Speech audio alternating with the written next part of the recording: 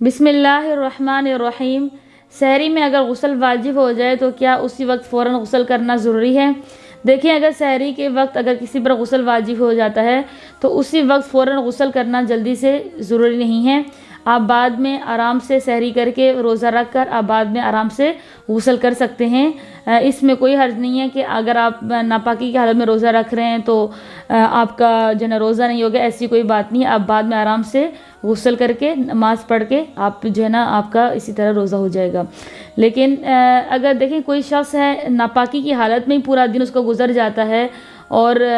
جیسے اگر کسی کا سحری سے لے کر افطاری ٹائم تک وہ جو ہے نا بغیر غسل کے یعنی ناپاکی کی حالت میں اگر روزہ رکھ لیتے ہیں تو تب بھی اس کا روزہ رہے گا، ایسی بات نہیں ہے۔ لیکن دیکھیں، اگر نماز آپ نہیں پڑھتے ہیں اور رمضان کا مہینہ ہے، ویسے بھی نماز چھوڑنا گناہ ہے، اور رمضان کے مہینے میں اگر آپ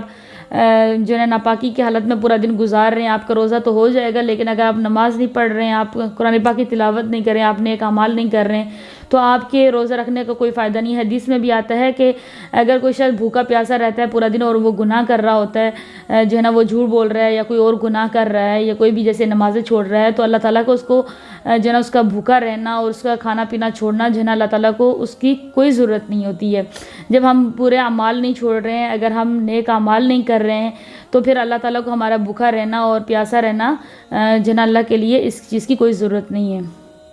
تو بہرحال بات چل رہی تھی کہ جو ہے نا اگر کوئی ناپاکی کی حالت میں اگر